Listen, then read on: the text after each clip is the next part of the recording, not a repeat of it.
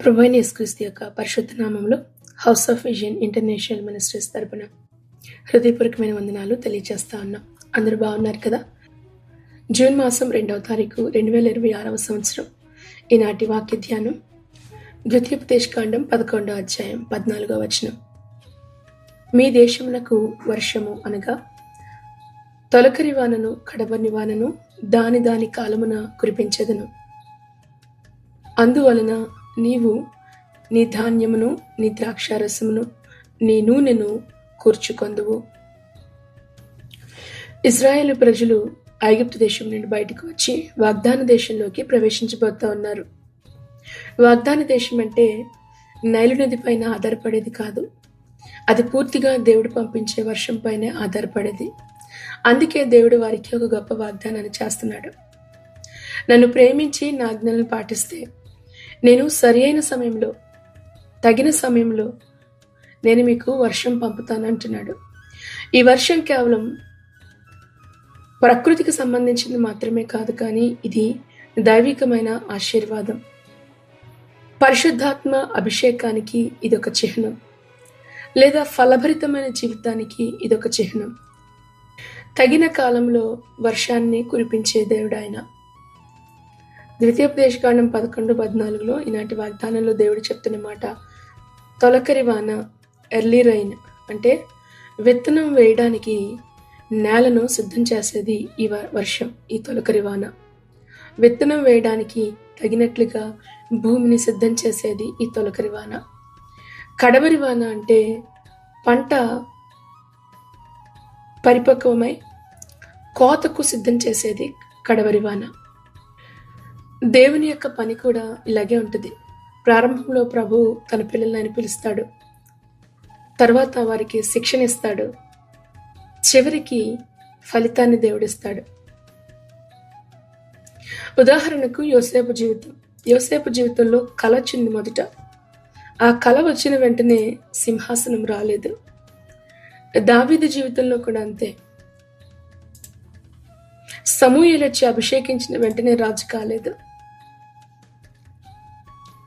యోసేపుకి కల ఇవ్వబడింది, దాని కొరకు సిద్ధపాటు అవసరమైంది. ఆ సిద్ధపాటే గోతిలో త్రోయబడ్డం, ఆ సిద్ధపాటే తన జీవితం బానిసత్వంలోనికి నెట్టివేయబడ్డం, చెరసాల అనుభవం. ఆ తర్వాత మాత్రమే ప్రధానమంత్రిగా యోసేపు నిలవబడ్డాడు. దేవుని యొక్క ప్రతి ఆశీర్వాదానికి కూడా కాలం, సమయం ఉంటుంది. అందుకే ప్రసంగి తన గ్రంథంలో 3వ అధ్యాయం 1వ వచనంలో మాట చెప్తాడు, ప్రతి దానికి సమయం కలదు, ఆకాశం క్రింద ప్రతి ప్రయత్నానికి కూడా సమయం కలదు. కొన్ని ప్రార్థనలకు వెంటనే సమాధానం రాకపోవచ్చు. అలాగని దేవుడు ఆలస్యం చేస్తున్నాడని కాదు, ఆయన దాని కొరకు తగిన సమయాన్ని సిద్ధం చేశాడు అని అర్థం. తొలకరి వాన ఆత్మీయ ఆరంభమైన ఆశీర్వాదం. తొలకరి వాన విత్తనాన్ని మొలకెత్తిస్తుంది. ఇది ఆత్మీయంగా రక్షణ, పశ్చాత్తాపం, పరిశుద్ధాత్మలో ఆనందానికి ప్రారంభ సూచన. యోవేలు గ్రంథం 2:23 ఉంటుంది, ఆయన మీకు తొలకరి వానను కడవరి వానను కురిపించును. యోహాను సువార్త 3:5 వచనం, నీటి వలన ఆత్మ వలన జన్మించిన వాడే దేవుని రాజ్యంలో ప్రవేశించగలుగుతాడు. ప్రతి ఆత్మీయమైన ఆశీర్వాదము, ఆత్మీయమైన ప్రయాణము ఒక చిన్న విధేయతతో మొదలవుతుంది. ఆ విధేయత దేవుని మాటకు లోబడే జీవితం. దేవుడు మన హృదయము అనే నేలను సిద్ధపరిచినప్పుడు వాక్య బీజం ఫలిస్తుంది. ఆ వాక్య బీజం ఫలించటానికే ఆయన తొలకరి వానను ఆయన కురిపిస్తాడు. ఆయన విధేయత ఉన్న చోటే దేవుని యొక్క వర్షం కుమ్మరించబడుతుంది. ద్వితీయోపదేశకాండం 11:13 దీనికి ముందు వచనంలో, మీరు నా ఆజ్ఞలను జాగ్రత్తగా ఆలకించినట్లు అంటాడు. విధేయతతో కలిసి పనిచేసేదే దేవుని యొక్క ఆశీర్వాదం, వర్షం. చూడండి, ఏలియా కాలంలో ప్రజలు విగ్రహారాధన చేసి దేవునికి చాలా ఆయాసాన్ని కలిగించారు, చాలా దుఃఖాన్ని కలిగించారు. అప్పుడు 3.5 సంవత్సరాలు వర్షం రాలేదు. మంచు కానీ వర్షము కానీ ఆకాశం నుంచి పడలేదు. తిరిగి 17వ అధ్యాయంలో 1వ వచనం, పశ్చాత్తాప పడిన తర్వాత తిరిగి మరలా దేవుడు వర్షాన్ని పంపించాడు. ఈ రోజుల్లో కూడా అంతే. నేటి విశ్వాసులు కూడా ప్రార్థన లేకపోతే ఆత్మీయంగా ఎండిపోతారు. ఎండిపోయిన పరిస్థితులు. వాక్యం లేకపోతే హృదయం పొడిబారిపోతుంది. విధేయత లేని జీవితాలలో ఎలాంటి ఆశీర్వాదం కూడా చవి చూడలేరు. ఇంకా ప్రభు చెప్తున్నాడు ఏమనంటే, ఇదిగో నా ప్రజలు తమ్మును తాము తగ్గించుకొని ప్రార్థన చేస్తే నేను వారి యొక్క దేశాన్ని నేను స్వస్థపరుస్తాను, బాగు చేస్తాను అంటున్నాడు ఆయన. రెండవది తొలకరి వాన. తొలకరి వాన విత్తనాన్ని మొలకెత్తించేది. పరిశుద్ధాత్మ మన జీవితంలో క్రొత్త ప్రారంభాలను ఆయన తీసుకుని వస్తాడు. పెంతెకోస్తు దినమున శిష్యులు ప్రార్థనలో ఎదురు చూశారు. అందరూ ఏకీభవించి ఏక మనసుతో వాళ్ళందరూ కూడా ఎదురు చూశారు. అప్పుడు పరిశుద్ధాత్మ కుమ్మరించబడింది. అప్పుడే సంఘం ఆవిర్భవించింది. 2వ అధ్యాయం అపోస్తుల కార్యాల్లో మనం ఈ కార్యాన్ని చూస్తాం. కొంతమంది ప్రార్థన ప్రారంభించారు, బైబిల్ చదవడం ప్రారంభించారు, సేవ ప్రారంభించారు. ఇదే తొలకరి వాన, దేవుడు కురిపించే తొలకరి వాన. ఇది ప్రారంభాలను చేసేది గనుక దీనిని మనము తక్కువగా చూడకూడదు. ఈ తొలకరి వాన దేవుని మాటకు విధేయత చూపించడంలో జీవితంలో కలుగుతుంది. రెండవది కడవరి వాన, అంటే పంటను కోతకు సిద్ధం చేసే ఆశీర్వాదం. అది పంటను పరిపక్వతలోనికి తీసుకుని వచ్చే వాన. అది ఆత్మీయంగా అభిషేకం, ఇంకా కొలతలేని ఆత్మతో నింపబడ్డం. సంఘానికి దేవుడు ఈ అంచె దినాలలో మరింత గొప్ప కార్యాలు ఆయన చేయబోతా ఉన్నాడు. రక్షణ కార్యాలు, స్వస్థతలు, సువార్త వ్యాప్తి. దేవుడు మీ జీవితంలో మొదలుపెట్టిన ప్రతి కార్యాన్ని కూడా దేవుడు పూర్తి చేసే దేవుడు.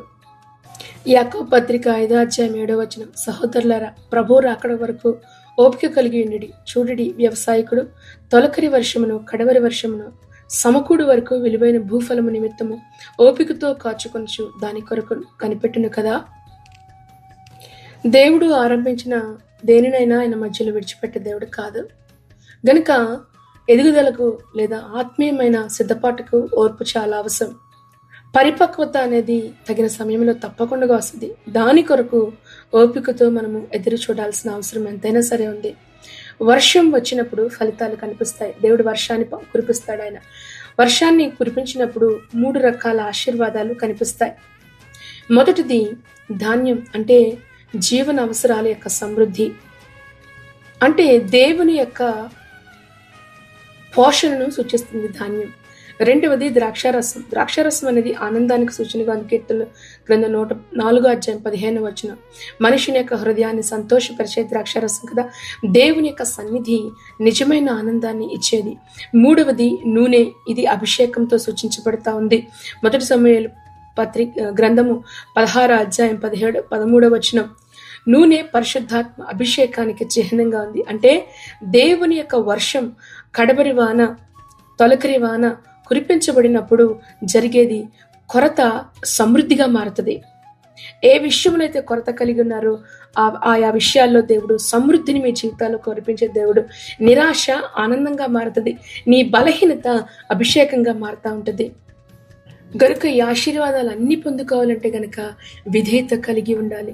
ఎవరి జీవితంలో అయితే ఈ విధేయత కలిగి ఉంటారో ఆ విధేయత కలిగిన జీవితాలు దేవుడు పంపించే వర్షాన్ని ఆకర్షించే వారిగా ఉంటారు, అనుభవించే వారిగా ఉంటారు. ద్వితీయోపదేశకాండం 11వ అధ్యాయం అంతా కూడా చూస్తే గనక ఇది దేవుడు అనుగ్రహించే ఆశీర్వాదాలను గురించి, లేదా విధేయతకు కలిగిన జీవితాలకు సంబంధించిన వాగ్దానం. దేవుడు ఏ ఆశీర్వాదాలు అయితే విధేయత కలిగిన వారికి దేవుడు సిద్ధపరిచాడో ఈ అధ్యాయంలో మనం చూడగలుగుతూ ఉంటాం. విధేయత అనేది ఆశీర్వాదానికి ఒక ద్వారం లాంటిది. ప్రార్థన ఆకాశాన్ని తెరుస్తుంది. మీ జీవితంలో ప్రార్థనతో ప్రభు సన్నిధిలో మీరు ఎదురు చూచినప్పుడు, ప్రార్థించగలిగినప్పుడు ఆశీర్వాదాలనే ఆకాశపు ద్వారాలను తెరిచే శక్తి దేవుడు మీ ప్రార్థనకి ఇస్తాడు. విధేయత ద్వారా దేవుని సన్నిధిలో ఎదురు చూడండి, ఓపికతో ఎదురు చూడండి, ఆశీర్వాదాలను పొందుకునే ద్వారాలను తెరవండి. పశ్చాత్తాపము, దేవుని సన్నిధిలో పశ్చాత్తాపంతో నువ్వు చూపించే విధేయతతో కూడిన జీవితం ఆత్మీయ వర్షాన్ని మీ జీవితంలో, కుటుంబాల్లో దేవుడు కురిపించే దేవుడై ఉన్నాడు. ఆయన పరిశుద్ధ లేఖనాల ప్రకారం అంత్యకాలంలో పరిశుద్ధాత్మని యొక్క గొప్ప కుమ్మరింపు జరగబోతా ఉంది. అంచె దినాలలో నా ఆత్మను సమస్త శరీరాల మీద కుమ్మరిస్తానని అపోస్తుల కార్యాలు 2:17 యోవేలు గ్రంథంలో కూడా మనం చూస్తూ ఉంటాం కదా.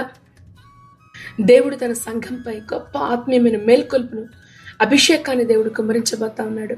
అది పొందుకోవాలి అంటే కనుక విధేయత కలిగి ఉండండి. దేవుని యొక్క వర్షాన్ని, ఆ యొక్క ఆత్మీయమైన వర్షాన్ని ఆహ్వానించడానికి సిద్ధపడండి. దేవుడు తొలకరి వారను దేవుడు ఇవ్వబోతా ఉన్నాడు. ఆరంభపు ఆశీర్వాదాలు, కడవరి ఒక ఆశీర్వాదాలు మీ జీవితంలో మీరు చూడబోతున్నారు. పరిపూర్ణతలోనికి ఫలభరితమైన జీవితాన్ని ఆ యొక్క కడవరి వాన దేవుడు మీ జీవితంలో అనుగ్రహించబోతా ఉన్నాడు. దేవుడు చెప్తున్నాడు, ధాన్యాన్ని నేను ఇస్తానంటే నీ యొక్క అనుదిన జీవితపు యొక్క అవసరతలు దేవుడు తీర్చే దేవుడు. ద్రాక్షారసం అంటే నీ జీవితానికి సంతోషం, ఆనందానికి కావలసిన సమృద్ధిని దేవుడు కుమ్మరింపచేస్తాడు. నూనె అంటే కనుక అభిషేకం, దేవుని ఆత్మతో నింపుదల కలిగిన జీవితాన్ని ఈ రోజున దేవుడు మీకు ఇవ్వాలని ప్రభు ఇష్టపడతా ఉన్నాడు. అడగండి, ప్రభా ఎండిపోయిన మా జీవితాల పైన నీ తొలకరి వారను కుమ్మరించవా, నీ కడవరి వారను కుమ్మరించి మమ్మల్ని సిద్ధం చేయ ప్రభా, మమ్మల్ని సిద్ధం చేయ. మా జీవితంలో ధాన్యం, ద్రాక్షారసం, నూనె సమృద్ధిగా ఉండినట్లు నీ కృపను మాకు దయచేయండి స్వామి అంటూ ప్రభు సన్నిధిలో ఎదురు చూస్తూ దేవునికి ఆశీర్వాదాలు పొందుకుందాం. ఈ వాక్యం ద్వారా ప్రభు మిమ్మల్ని అందరినీ దీవించి ఆశీర్వదించును గాక. ఆమేన్. తలలు వంచుదాం, ప్రార్థనలో ఎక్కివించుదాం. మహాపరిశుద్ధుడైన తండ్రి, మీ పరిశుద్ధ నామాన్ని బట్టి మీకు వందనాలు. ఈ దిన వాగ్దానం ద్వారా మీరు మా అందరితో మాట్లాడినందుకు నీకు స్తుతులు చెల్లిస్తూ ఉన్నాం ప్రభా. ఇదిగో ఈ వాక్యం వింటున్న వారిలో ఎవరి జీవితాలలో అయితే ప్రభా ఆత్మీయంగా ఎండిపోయిన పరిస్థితులు, వర్షం చినుకైనను చూడని పరిస్థితులు ఎవరి జీవితాలు అయితే ఉన్నాయో వారిని మీరు జ్ఞాపకం చేసుకో. తిరిగి నీ యొక్క వర్షమును కుమ్మరింప చేయదేవా. ఉజ్జీవముతో నింపే నీ యొక్క వర్షమును, ఆత్మీయ వర్షమును కుమ్మరింప చేయండి. కడవరి వానను ప్రభా, తొలకరి వానను సిద్ధం చేయండి. కృప చూపించండి. నీ సమృద్ధి అయిన జీవము మీరు నింపమని అడుగుతున్నానయ్యా. జీవితంలో కావాల్సిన అవసరతలు తీర్చబడాలి. సంతోష ఆనందాలతో నేను వెతకాలి.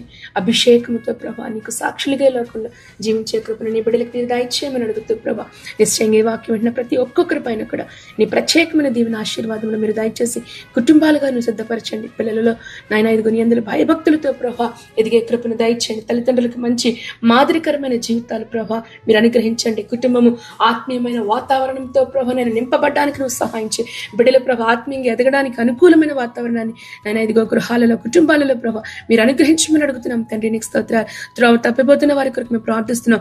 హృదయాలు కఠినమైపోతున్న వారి కొరకు మేము ప్రార్థిస్తున్నాం దేవా, సహాయించి అటువంటి వారిపైన ఇదిగో నీ తొలకరి వర్షమును మీరు కుమ్మరింప చేయమని అడుగుతున్నాను దేవా. బలపరచండి. ఇదిగో ప్రభా గతంలో నీ సన్నిధిలో ఎదిగి ఈ సమయంలో ప్రభా చల్లారిపోయిన వారి కొరకు మేము ప్రార్థిస్తున్నాం. తిరిగి కడవరి వర్షాన్ని కుమ్మరించండి దేవా. సంఘాన్ని సిద్ధపరచండి దేవా. కోత కొరకు ప్రభా ఇదిగో నీ బిడ్డలు మీరు సిద్ధపరచమని అడుగుతున్నాం. నీకు స్తోత్రాలు చెల్లించుకుంటూ మరొకసారి ఈ దినమంతట్లో కూడా ప్రభా మీరు చేస్తున్న ప్రయత్నాలు, ప్రయాణాలను మీరు దీవించి ఆశీర్వదించి క్షేమకరమైన ప్రయాణాలు అనుగ్రహించండి. ఈ దినం ప్రత్యేకంగా మీరు అనుగ్రహించిన నూతన సంవత్సరం దయా కిరీటాలు, పుట్టినరోజులు చేసుకుంటున్న వారిని బట్టి వందనాలు, పెండి రోజులు చేసుకుంటున్న వారిని బట్టి వందనాలు, ప్రత్యేకమైన దీవెనాశీర్వాదాలు నీ బిడ్డలపైకి మీరు కుమ్మరింప చేయండి. అనారోగ్యంతో వారికి మేము ప్రార్థిస్తున్నాం. వారికి సంపూర్ణమైన శ్వాసత విడుదల మీ నామములు దయచేయమని అడుగుతూ నిశ్చయముగా ఇదిగో ప్రార్థనా సహాయం అనేక మంది పంపిస్తున్నారు. ప్రతి ఒక్కొక్కరిని కూడా పేరు పేరున దీవించి ఆశీర్వదించుకుని మా ప్రభు ప్రియరక్షకుడినే యేసుక్రీస్తు పరిశుద్ధ నామములు ప్రార్థించి బిడ్డలను ఆశీర్వదిస్తున్నాం మా ప్రేమ తండ్రి. ఆమేన్, ఆమేన్, ఆమేన్. ప్రభువైన యేసుక్రీస్తు కృప మీ అందరికీ తోడయండి, నడిపించును గాక. ఆమేన్.